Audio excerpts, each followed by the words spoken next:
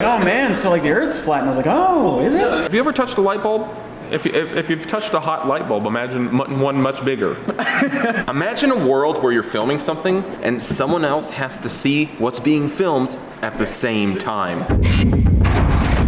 It takes a lot of gear to run a studio like ours. We're going out and traveling around the world for shoots all the time. I guess you could say we kind of have a specialized way of doing things. I don't know where I'm going with this. Some of you watching this video may want to make movies and videos yourselves, but when you look at what people are using in the pro league, it can look super intimidating. You know what? You don't need that. Our gear is specifically tailored to let us get the best possible image, but with a group that is small, nimble, and lets us shoot in an affordable way. All the best stuff we use, the stuff that could be really good but has a flaw, and finally, the stuff that you shouldn't bother with. Anyways, I don't know if you're interested in this stuff or not, but we're gonna tell you. All right, the first thing to talk about is the camera. There's a lot of different cameras out there, and honestly, at this point, they're pretty much all good.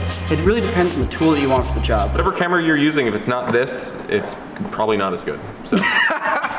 The Red camera, this is where it all starts. This is what we use to film our footage. Why is it the best? Two things, really quick. You filming somebody running against the sunset, the sun's right behind them, but you need to see their face, which is in shadow? This camera can get that. I can screw it up on set, I can miss my exposure, I can, almost swore there, do everything wrong, except for focus. And let's change all that after the fact. This is generally called a RAW format. Red has a RAW format that is compressed, it is small compared to other RAW formats, and it is very versatile. Second of all, it's high bit depth. It means when we apply filters to this footage, it doesn't destroy, it doesn't tear it apart and look all gross and blocky. If your camera, it doesn't have a high bit depth like this, just don't compare. We use this because when we color grade our footage, we want it to look nice. Hey guys, the Alexa, come on, that's a great camera. You're like, you're right. It's also twice as expensive, and we're making YouTube videos, so let's be real.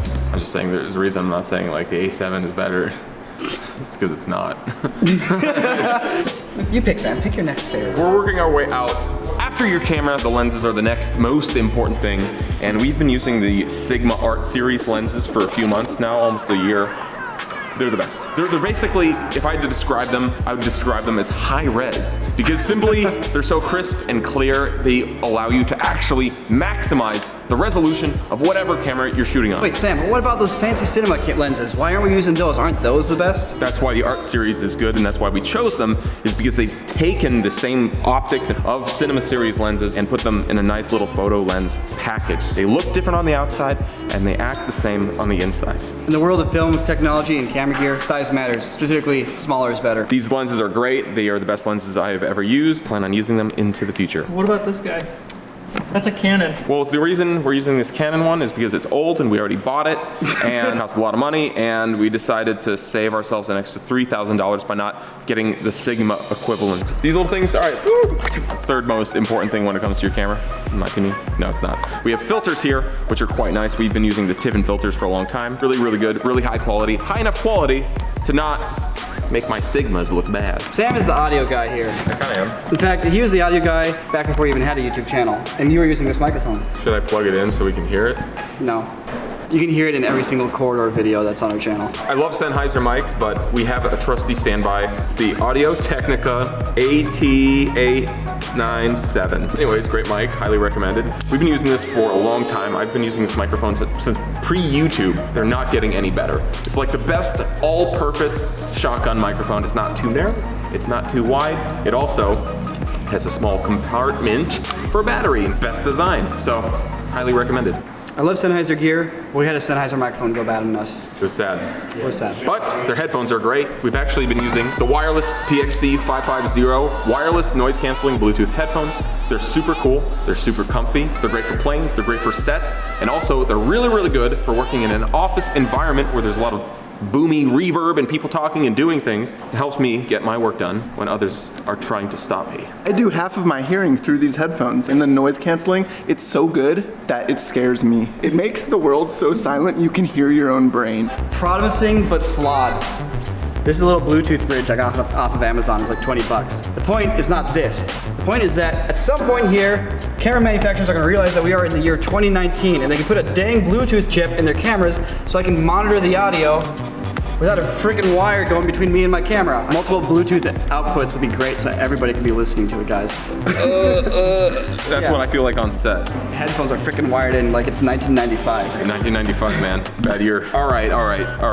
Promising but flawed. The Sennheiser G3 system, wireless audio, been great. Little pack here for the back of our boom mic. This wireless system we've been using since day one. There's just simply limits to the technology, such as it's a radio. It's the year 2018 and we're using radios. Radio transmission, sometimes the signal gets a little weak, it's a little janky. Well, they fixed it in the G4, which is the upgraded version of this. We should probably upgrade. Also, it doesn't provide phantom power, but the G4 series does. So I guess we're kind of saying we should upgrade to the G4 system. As you can see by the scratches. The more scratches you see on the equipment, that means it's good. This table, guys.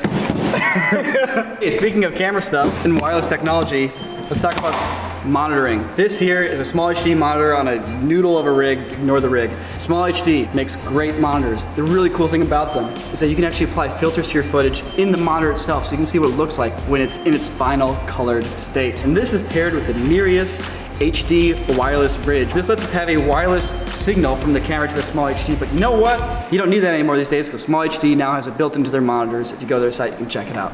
Why use cables? Why use cables? Well, cables are super reliable. Would you set up a Nereus in your home if you're gonna play like Switch? Maybe. I would maybe set up a Nereus if I had like a little laptop station and a little nice table next to the couch and I wanted that to wirelessly broadcast to the TV. It sounds like a cool idea to me. Just imagine that you're shooting something with more than one person. Imagine a world where you're filming something and someone else has to see what's being filmed at the same time. What about professional cameras for going? You're a pro, but you're on the go. GoPro cameras, super over-engineered these days. I hate to say it. 1 out of 2 of them break. Except for the Sessions. The Sessions are the promise of what the GoPro thought it could be. The Session gets our hearty endorsement for the best action camera. 100%. 100%. 100s. Hey, how are you going to film your scene if it's too dark? I would probably just wait until it's light. There are only 4 lights that you need to know about to shoot videos. Only 4, and we're gonna tell you what they are right now. Light number 1, a panel light. This is the best panel light on the market. This is the Light Panels Astra. It gets really bright. It lets you change colors between tungsten and daylight. These LEDs don't have color spectrums. These pretty much perfectly match actual tungsten light bulbs and actual sunlight. Lots of other lights can do this, but they can't do it or replicate these color temperatures so accurately. Also, the ballast is attached to the light, so it's all in one package. Convenient and portable. Number 2. Light number 2, the 120 series from Aperture. So these Aperture LED lights are really nice, and they do something that the Astra does not, which is focus the light. They have these Fresnel lenses attached to them. Incredible. These things are precise. They give you nice, clean shadows, and they come in both daylight and tungsten. These are on every single set that requires lights. Now, there's other things we need out of lights, though. One thing is color. And these are some really funny little lights. We got these from B&H. These are the Luxley Cello lights. And these things run off of little Sony batteries, but what's incredible is that they can go across the entire color spectrum. That mock video that we just released, I used this light and it's a little baby cousin version for nearly every single shot. We no longer need to carry a box of gels. We no longer need to keep gloves on our hands. We don't need a special person just to make sure people don't get killed by our lights. Yes, there's one final light that you need to be aware of. I legitimately don't know which light Sam's gonna point out because we prepped this and I actually do not know. The 4th and final light fits in the palm of my hand. Oh, cool. That These light. guys. All right, these are the M9s from Aperture. They have a slightly bigger brother, but these things are incredible because so frequently you find yourself in a situation where you want a little light coming from a little place. You want something that's the size of a business card. I love these things. Every single shot you see on this YouTube channel has one of these M9s right next to the lens. Sam just went over the 4 essential lights that you need, but you know what? This. Generally speaking, the bigger the area of your light, the softer and more gentle it looks, and people just like that better. Don't I look good right now? I do look good right now. Now you do. Now I look great because I have a giant area light. I think it's the Falcon Eyes cloth LED light. It's right here. It's the Falcon Eyes Flex. This light has a fatal flaw. This light is hecka clunky and hecka janky. Look at this. Look at this giant freaking box that I have to drop on my stand with a freaking plastic loop, and then have a long wire going up to the light and another long wire going down to another box that's not even on the ground. What's all that pink tape for? What's that pink tape for? This pink tape here is to have us not use the battery port because it killed one of our batteries. Like 4 batteries. The other thing is this rig here kind of falls apart. This in and of itself, the idea of a cloth LED light is beautiful. And honestly, screw throwing up giant bounce boards on like 6C stands with clamps that just get knocked over by the wind. Screw putting on giant soft boxes on your lights. This is how you should be doing soft boxes if you want to be a future man like me. So how it's actually a flexible like panel, because that, I think you keep saying that, but we got to see it to get it. It's just cloth on the inside. Like look. Well, it's on a rig right now. It's on a rig. Well, basically, it's. I'll show it. You gotta show it. Rip it apart, Sam. Rip it. Don't rip it apart. We need it for filming. Look. See, it's bendable. What makes this rig special is that it's bendy. See? Look at that. I can just like turn and flex it and curl it up like that. It's incredible. It's great for packing things up and transporting them. Because you know what? You got to get to and from a film set at some point. This could be great. I wish more light companies are making giant panels like this, because rather than having to deal Out of flexible material. out of flexible material, because I would love to be able to drop blankets on my wall and have to be a giant softbox rather than having to deal with a ton of rigging. Or make the ceiling of your car its own light source. Ooh, that'd be cool too. Despite all its issues though, we've been using this light a lot. All the photos you see of the merchandise on the Corridor store, corridordigital.store, is lit by just this light. Wait, quarterdigital.store? Corridordigital.store. Oh, we got a URL? Yo, let's talk about batteries. We have real big batteries, macho batteries like this. So we have Anton Bauer batteries. There's also other batteries we have as well. But the thing is, these batteries, this battery technology is totally changing the game, because these are basically giant power banks that can power anything from a light to your camera to your monitor to anything else and have it last for multiple hours. You can even charge your phone because they have USB ports on them. Modern technology, wow. What good is all this gear if you have no way to hold it up, right? We don't just set our cameras on the ground, do we? No, we put them Sometimes on the table. On the ground. So once again, we come back to this limited, Rubbermaid, lifetime table, corridordigital.store. No, actually specifically, first things first, the tripod. Everybody needs a good tripod for their gear. This is a Sackler tripod. I think this is like the HD something or other. They have different versions now, but it's made out of carbon fiber, so it's super light. I can hold it up with one arm. You know what's also cool? I can be a one-man operation. Pop this open, extend the leg all 3 levels, set it up, and pop it closed, and I'm good to go. That is beautiful. That's what I need in a tripod. I don't need fuss, I don't need muss, I just need an easy, efficient system that I can do with one person. Once again, just look at the wear and tear on this thing. That means it's a good product. I'm not going to show you how it works or show it in use, but I really like these Zhiyun cranes. Don't use gimbals too frequently anymore, but when we do, the Zhiyun cranes are really, really nice. There's a lot of really crappy handheld gimbals on the market, but the Zhiyun cranes are not one of them. Put the camera on there, you turn it on, and it works. Now, the Ronin, the new Ronin S. Ronin S, yeah. So the new Ronin S, haven't really used it too much. Looks really good. Maybe we'll upgrade to it. Maybe it is better. Probably is better. We do have other gimbals. They stay in the closet. Yeah. Let's go old school here. I mean, this is too big to set up, so we left it in the closet, but this is where Carmichael cuts the B-roll of us using this. What we found, sliders are for chumps. The Liebeck jib arm and track, by far, the best thing you could get if you want smooth, versatile camera motion or cinematic movements. This is better than any gimbal. This is better than any tripod by itself. This is better than any slider. It makes all these things obsolete. It is rock solid. It's super basic technology, and it will never let you down. It's computer time. Let's talk about electronics. All right, so there's good computers and bad computers.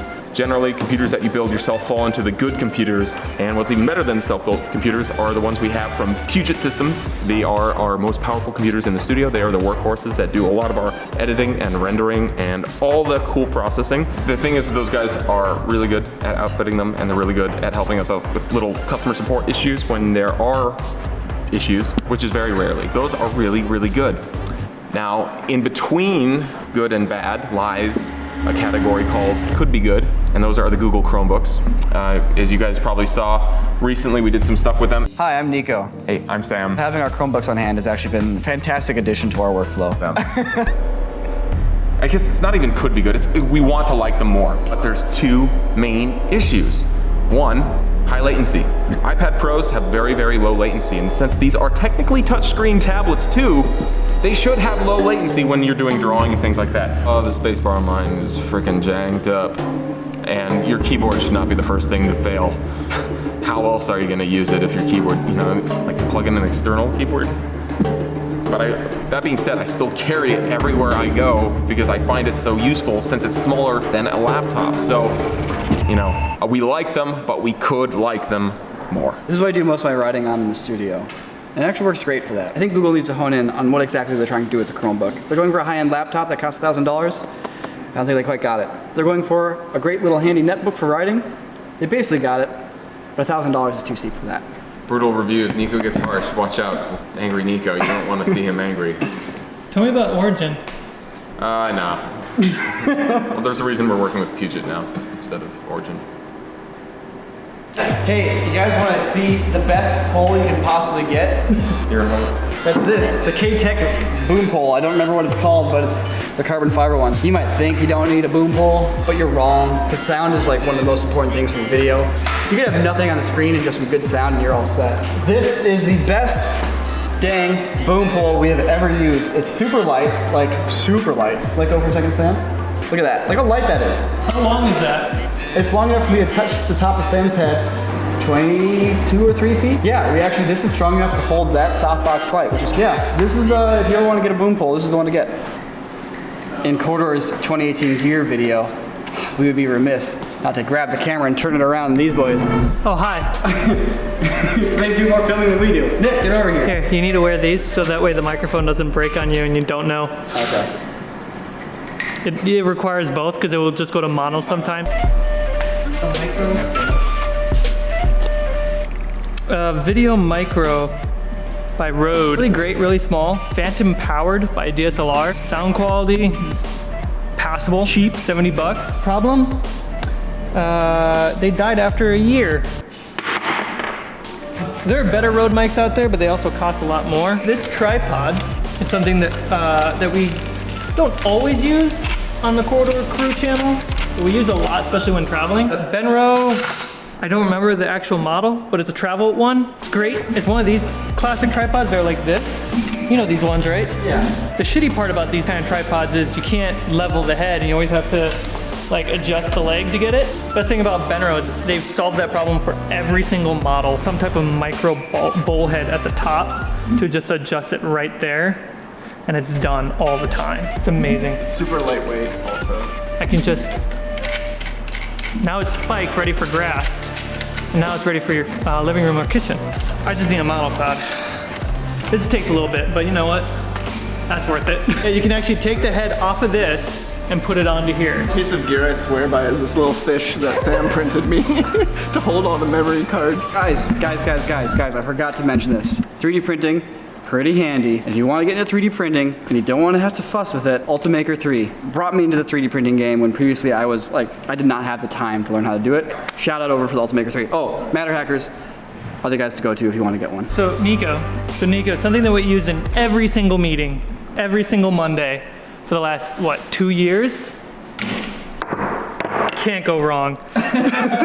Made out of maple It's made out of maple wood, and every time a meeting starts, every time a meeting ends, The Sigma lens? This whole thing? this whole thing, the thing that we you're have holding going as on? well, Yeah, we shoot everything on these. They're the ADDs, Canon ADDs. they shoot max 1080p, 60 frames per second. We're shooting 60 frames. But we edit and release in 30 frames per second.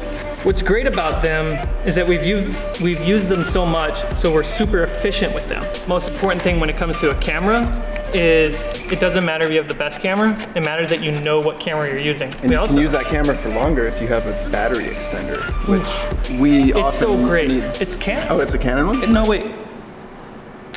Canon's is $300. This is a $70 one from Amazon. Yeah. Like be all Laura Croft about it. You can like have one in your pocket, empty, and then put it right in. Let's say Canon batteries are too expensive for you, right? It comes with the ability to put double A. Oh, that's like so jank. So this feels so small now. 10 to 20 because wide lenses are amazing. And then we want fancy shots, we use this 18 to 35 1.8 Sigma, or we just grab a macro lens from the corridor case. Little lights, as you saw on top. Some sort of janky rig that changes every couple months. The one on that camera is way better. You can see it now, it's amazing. AD, is that the best camera out there? For what? For what? Yeah. Why are you using the ADD? It's cheap. Yes, exactly. One big factor that made us choose this was, well, at the time of us choosing it about 2 years ago, right? Yeah. The face tracking and autofocus. It helps. It's really solid. I'm using that right now. Yeah. We don't always use great. it, but when we do use it, It's great. it's great. Nick, what is for your it. favorite piece of gear? My favorite piece of gear that we use in the studio. Oh boy. I don't know. I guess in terms of my daily use, it would have to be You use this the more than a guitar. camera. My chair. Favorite piece of gear in the whole studio. The capture and the lens kit. That might not make sense what I just said. Great choice. It's technically just a lens holster. Peak Design's capture and then lens kit. They're two separate products, but they can be used together. Let's take it for Actually, a spin. let's do a full spin. Full spin. Give me the most expensive lens we have. No. Your belt. You go around this side. I'm gonna tighten this up. So Nick gracefully just put $1,000 lens on this. I'm gonna put it on my belt. You're crazy. So this little button allows me to take it off. Otherwise it'd be there. Now safety, lock it by twisting it. So now I have a lens hanging on me. Wires, man. See, if cameras had Bluetooth to go to headphones, Nico wouldn't have just almost dropped the camera. It's a hot swap. It's a hot swap. Normally, I'd have to use this table. I'm not going to use the table.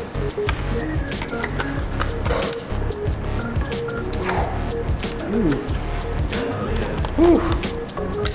Ready for the next shot, boss? Look at that. I have never felt like I want to keep swapping lenses more on a set. So I usually have, where's the super long lens? 50 to 250 millimeter lens that I usually swap with when I'm on set for behind the scenes with this wide lens. So I can get nice wide close-up talking heads and then go run across the field and get a nice long B-roll shot. Boom. I like Red Bull too. Pretty amazing. You can have more than one. Heck, yes we do. So I just want to put this camera away. See if that can work, come on. A little bit. Boom. This is Just how a walk in the park. if you go to a wedding and you look at any of the photographers, this is how a photographer looks. Yeah, a little bit more defeated. Yeah, that's about it. All right, I hope you enjoyed our little gear review with attitude here, but this is not about the best gear for everybody. We'll have some links to it in the description below. It's all about the same thing. It's about finding gear that allows you to just do what you want to do in less time, less headaches, and just, I want to shoot a scene, well, let's go shoot that scene. Hey, fun fact for all of you guys. You know the reason why mirrorless cameras stop recording at 30 minutes is not because of any hardware limitation, but because there is actually an extra tax put on cameras that can record for more than 30 minutes because they are considered video cameras. Carmichael taught us that one. Guys, we've been trying to get one more subscriber for the last 5 years. And hopefully, if you're not subscribed and you subscribe right now, that one last subscriber will be you. Stop letting YouTube recommend your videos and start subscribing to them and making decisions for yourself. Oh, YouTube's like, oh, we recommend you watch this Corridor Crew video because of your viewing habits. Just admit that you need to subscribe. Hey, Jake. Nice to meet you. Yes, I love your work. Thank you so much. Doing well. How are you guys doing? Convince us why it's a good idea to be a flat Earth believer. He's like, oh man, so like the Earth's flat, and I was like, oh, is it? No. He seemed to be very adamant about it. But sometimes when NASA shoots off rockets, the reason they explode is because they hit the glass ceiling. So we're like in a terrarium.